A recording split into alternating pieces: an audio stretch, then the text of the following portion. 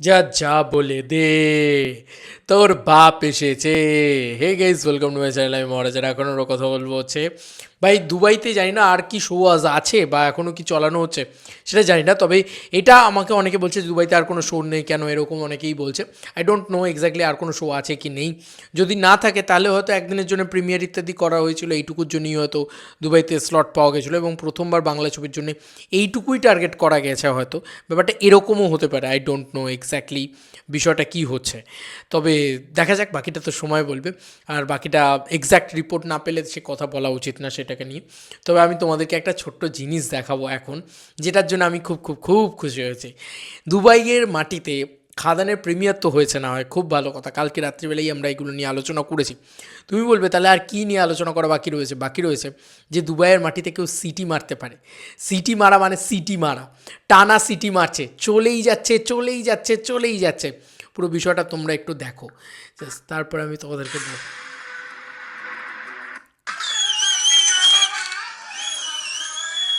Just সিটিটা দেখো, এই ভদ্রলোকের সিটি মারাটা দেখো। হেই হেই হেই, তোর বাপ এসেছে। রীতিমতো তুমি যে সিটি মারাটা দেখলে, কি লেভেলের সিটি মার মোমেন্ট হয়েছে। ভদ্রলোক সিটি মেরেই যাচ্ছেন মেরেই যাচ্ছেন। এটা বাংলার মাটি না, এটা ন্যাশনালের মাটি না, এটা দুবাইয়ের মাটি। তো দুবাইয়ের মাটিতে যখন একটা মানুষ এই লেভেলের সিটি মারছে, সেটার থেকে আনন্দের আর কী হতে পারে। আমি আরেকবার শুনবো। আমার হেব্বি লেগেছে ভাই, আমার হেব্বি লেগেছে, যে কারণেই তোমাদেরকে দেখাচ্ছি জাস্ট।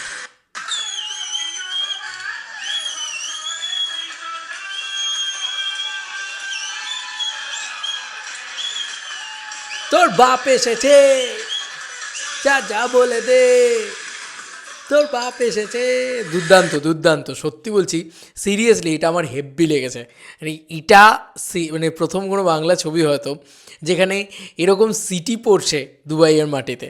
তো এটা নিয়ে আলাদা করে কথা বলা উচিত। যেটা করে এলো দেবদা দুবাইয়ের মাটি থেকে, সেটা কোথাও গিয়ে সিটি মার মোমেন্ট হয়েছে।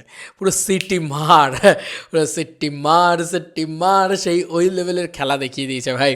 মার সিটি মার, উড়িয়ে দে ভাই, মানে জাস্ট উড়ে গেছে। এত কালেকশন, এত চারিদিক থেকে এত নাম্বারস, এবং আজকে সর্বোপরি রিপাবলিক ডেতে এত ভালো বুকিং।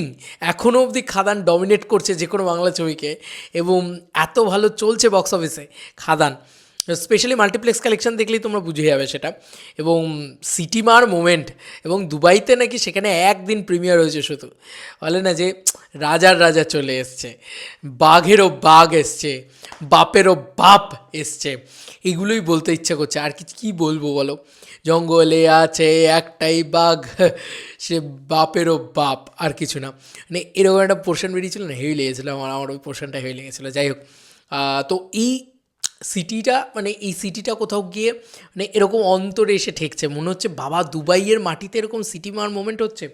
এছাড়াও প্রচুর ভ্লগস ইত্যাদি বেরোচ্ছে, আমি দেখছি যারা দুবাইয়ে বসবাস করেন তারা ভ্লগস ইত্যাদি করেছেন, ইউটিউবে সেগুলো ছেড়েছেন যে বাংলা ছবি আরও ভালো চলুক, তারা চাইছেন দুবাইয়ের মাটিতে বসে চাইছেন তারা।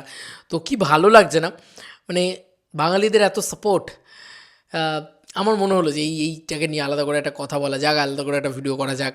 খাদান নিয়ে কথা বলতে, মানে খাদান নিয়ে কথা বলা থামি, অন্য কিছু নিয়ে কথা বলবো, এটা যেন মনই চাইছে না। মন চাইছে না, শুধু খাদান খাদান আর খাদান করে যায়। মন প্রাণ দিয়ে বলি যে শুধু খাদান, কারণ এরকম ছবি শতাব্দীতে বারবার আসে না, একবারই আসে। তো এই ছবিটা মানে আমার আমার মনে হয় বারবার আসতে চলেছে, মানে এর থেকেও বাপ আসতে চলেছে রঘুরাকার। দেখা যাক কী হয়। দেবদার যা লাইন আপ, বাপরে বাপ, সাংঘাতিক ব্যাপার স্যাপার ঘটিয়ে ফেলেছে। তোমাদেরকে আর কি মতামত ভিডিওটাকে নিয়ে জানিও কমেন্ট সেকশনে। চলো বন্ধুরা, নতুন কোনো ভিডিওতে দেখা হবে, বাই।